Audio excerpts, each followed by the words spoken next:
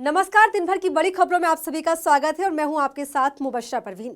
तो बुलेटिन में आज बात होगी संसद में विपक्ष के अनोखे अंदाज में किए प्रदर्शन की, संभल हिंसा पीड़ितों से राहुल गांधी की मुलाकात की, देखेंगे दिल्ली विधानसभा चुनाव से पहले अरविंद केजरीवाल के बड़े बयान को, योगी राज में शिक्षा व्यवस्था पर उठे सवालों को, और बुलेटिन के आखिर में जानेंगे यूपी के 28 साल के युवक के किस कारनामे की चारों तरफ हो रही है चर्चा। इन सभी मुद्दों पर आज एक एक करके चर्चा करेंगे, लेकिन उससे पहले एक नजर अब तक की हेडलाइंस पर। महाराष्ट्र में मंत्रिमंडल विस्तार को लेकर दिल्ली में पीएम मोदी से मुलाकात करेंगे सीएम फडणवीस। 14 दिसंबर तक हो सकता है मंत्रिमंडल विस्तार। विपक्ष के अविश्वास प्रस्ताव पर राज्यसभा में भारी हंगामा, कार्यवाही कल तक के लिए की गई स्थगित। दिल्ली आबकारी नीति मामले में आप नेता मनीष सिसोदिया को बड़ी राहत, सुप्रीम कोर्ट ने जमानत की शर्तों में दी ढील। महाराष्ट्र में परभणी में बीआर अंबेडकर की प्रतिमा के अपमान पर बवाल, हिंसा आगजनी के बाद पुलिस ने दागे आंसू गैस के गोले, एक गिरफ्तार। जेल में बंद किसानों से मुलाकात के लिए ग्रेटर नोएडा पहुंचा कांग्रेस का एक प्रतिनिधिमंडल, पुलिस ने बीच सीमा पर ही रोका, बातचीत के लिए कलेक्टर का दिया हवाला। और अब खबरें विस्तार से और बात करते हैं आज की सबसे बड़ी खबर की। संसद के दोनों सदनों में आज भी खूब हंगामा देखने को मिला। विपक्ष ने जहां अडानी मुद्दे पर मोदी सरकार को मुश्किलों में डाल रखा है, तो वहीं राज्यसभा में सभापति जगदीप धनखड़ के खिलाफ अविश्वास प्रस्ताव नोटिस पर बीजेपी भड़की हुई है। इस बीच संसद परिसर में कांग्रेस ने एक अनोखे अंदाज में प्रदर्शन किया। पूरी खबर देखिए इस रिपोर्ट में। संसद के शीतकालीन सत्र में इस वक्त माहौल गरमाया हुआ है। एक तरफ जहां संसद के अंदर हंगामा मचा हुआ है, वहीं बाहर भी प्रदर्शन का दौर जारी है। विपक्षी दल लगातार कई दिनों से अडानी के मुद्दे पर मोदी सरकार से चर्चा की मांग कर रहे हैं। इसी कड़ी में बुधवार को भी सदन में भारी हंगामा देखने को मिला। पहले ही राज्यसभा के सभापति जगदीप धनखड़ के खिलाफ अविश्वास प्रस्ताव पर ऊपरी सदन की कार्यवाही लगातार प्रभावित हो रही है। इसी के साथ विपक्ष हर दिन एक नए अंदाज के साथ मोदी सरकार पर हमलावर है। ऐसे प्रदर्शन के दौरान आज विपक्षी नेताओं ने एनडीए सांसदों को गुलाब का फूल देने की मुहिम चलाई। संसद परिसर में विरोध प्रदर्शन के दौरान कांग्रेस सांसद और लोकसभा नेता राहुल गांधी ने रक्षा मंत्री राजनाथ सिंह को गुलाब का फूल और तिरंगा दिया। जब राजनाथ सिंह संसद के अंदर जा रहे थे, तभी राहुल गांधी उनके पास आए और उन्हें गुलाब का फूल और तिरंगा दे दिया। बता दें, संसद के शीतकालीन सत्र का आज 12वां दिन है। नेता प्रतिपक्ष राहुल गांधी ने कहा कि हम अडानी मुद्दे पर चर्चा करना नहीं छोड़ेंगे। 13 तारीख को कमिटमेंट था कि कॉन्स्टिट्यूशन पे डिबेट होगा। हम चाहते हैं कि वो डिबेट हो और हम हाउस को रन करने देंगे। सर, आपको चाहे वो कुछ भी बोलें मेरे बारे में, देखिए एक सेकंड मुझे बोलने दीजिए। चाहे वो मेरे बारे में कुछ भी बोलें, अडानी पे डिस्कशन नहीं चाहते हैं। वो अडानी से डिस्ट्रैक्ट कराना चाहते हैं और डिस्ट्रैक्शंस करते रहते हैं। आप जानते हो, मैं भी जानता हूँ, एंड में हम छोड़ेंगे नहीं। राहुल ने लोकसभा स्पीकर ओम बिरला से भी मुलाकात की और कार्यवाही से अपमानजनक बातें हटाने की मांग की। इधर राज्यसभा में सभापति और उपराष्ट्रपति जगदीप धनखड़ के खिलाफ लाए जाने वाले अविश्वास प्रस्ताव पर हंगामा हुआ। राज्यसभा पहले 12 बजे तक, फिर 12 दिसंबर तक स्थगित कर दी गई। राज्यसभा में केंद्रीय मंत्री जेपी नड्डा ने कहा कि जॉर्ज सोरेस और सोनिया गांधी का क्या संबंध है, ये सामने आना चाहिए। बताया जा रहा है कि इंडिया ब्लॉक सभापति के खिलाफ लाए जा रहे अविश्वास प्रस्ताव पर प्रेस कॉन्फ्रेंस करेगा। इसमें कांग्रेस अध्यक्ष मल्लिकार्जुन खड़गे संबोधित करेंगे। संसद में सोमवार को राहुल गांधी रिपोर्टर के रोल में दिखे। विपक्ष के 2 सांसदों ने प्रधानमंत्री मोदी और गौतम अडानी का मुखौटा लगाया और राहुल से बातचीत की। राहुल ने मोदी अडानी के संबंध, अमित शाह की भूमिका और संसद न चलने पर करीब 8 सवाल किए। ऐसे में संसद के शीतकालीन सत्र में पक्ष और विपक्ष के बीच एक अलग ही आरोप प्रत्यारोपों का सिलसिला चल रहा है और मोदी सरकार कई मुद्दों पर घिरी हुई नजर आ रही है। यूपी के संभल में हुई हिंसा का मामला सुर्खियों में बना हुआ है। हाल ही में कांग्रेस सांसद राहुल गांधी और प्रियंका गांधी को संभल जाने से रोका गया था। इस बीच अब खबर है कि हिंसा में मारे गए मृतकों के परिजनों ने मंगलवार को दिल्ली में राहुल गांधी और प्रियंका गांधी से मुलाकात की। पूरी खबर देखिए इस रिपोर्ट में। कांग्रेस सांसद राहुल गांधी ने मंगलवार को उत्तर प्रदेश के संभल में हुई हिंसा में मारे गए 4 युवकों के परिजन से दिल्ली में मुलाकात की। ये मुलाकात सोनिया गांधी के आवास पर हुई। कांग्रेस ने इस मुलाकात की तस्वीरें एक्स पर पोस्ट की और लिखा, संभल में हुई हिंसा घटना बीजेपी की नफरती राजनीति का दुष्परिणाम है और ये शांतिपूर्ण समाज के लिए घातक है। हमें साथ मिलकर इस हिंसक और नफरती मानसिकता को मोहब्बत और भाईचारे से हराना होगा। हम सभी पीड़ितों के साथ खड़े हैं और उनको न्याय दिलाने की लड़ाई लड़ेंगे। बता दें, संभल हिंसा को लेकर पूरा विपक्ष योगी सरकार पर लगातार हमलावर है। इस मामले पर सड़क से संसद तक खूब हंगामा मचा हुआ है।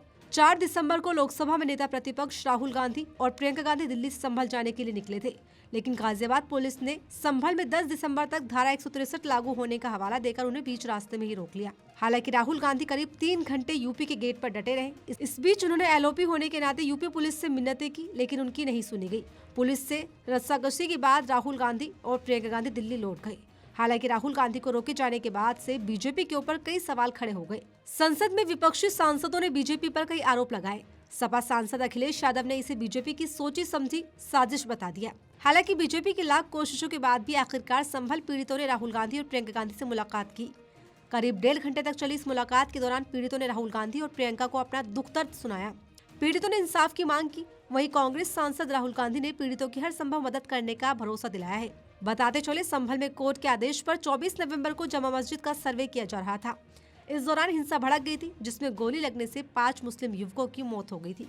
हिंसा के बाद से ही ये मामला लगातार तूल पकड़ता जा रहा है। दिल्ली में अगले साल होने वाले विधानसभा चुनाव को लेकर सियासी गलियारों में चर्चाएं तेज हो गई हैं। आप और कांग्रेस के बीच गठबंधन को लेकर तरह तरह के कयास लगाए जा रहे हैं।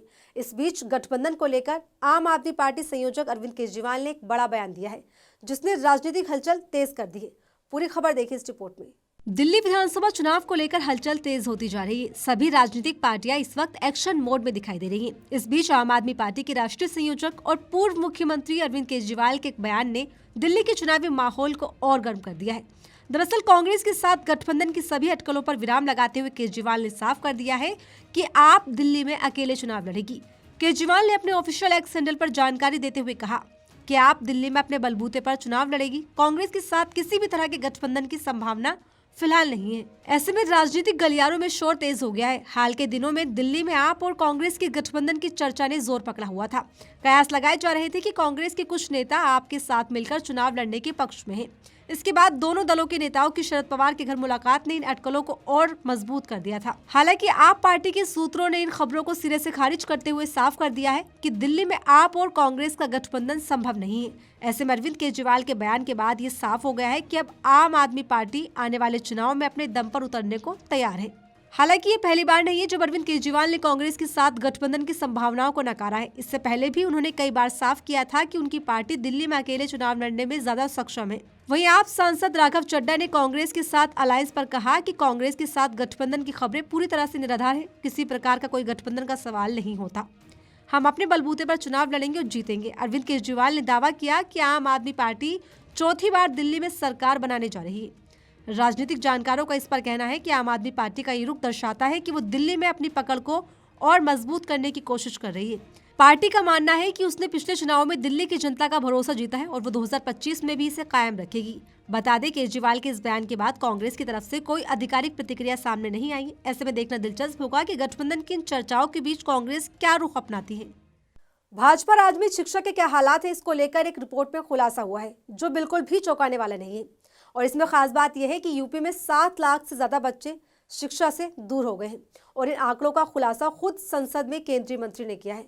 तो योगी राज में कैसे शिक्षा से दूर हो रहे हैं बच्चे, जानने के लिए देखिए स्पेशल रिपोर्ट। वित्तीय वर्ष 2024 और 25 के पहले 8 महीने के आंकड़े बताते हैं कि 11,70,000 से ज्यादा बच्चे स्कूलों में पढ़ाई नहीं कर पा रहे। ये जानकारी सोमवार को संसद में शिक्षा राज्य मंत्री जयंत चौधरी ने दी है। और इन आंकड़ों में सबसे गंभीर हालात उत्तर प्रदेश के हैं, जहां लगभग 7,85,000 छात्र स्कूली शिक्षा से कोसों दूर हैं। ऐसे में ये कहना बिल्कुल भी गलत नहीं होगा कि बीजेपी के अमृतकाल में स्कूल चले हम का अभियान सिर्फ कागजों में ही सिमट कर रह गया है।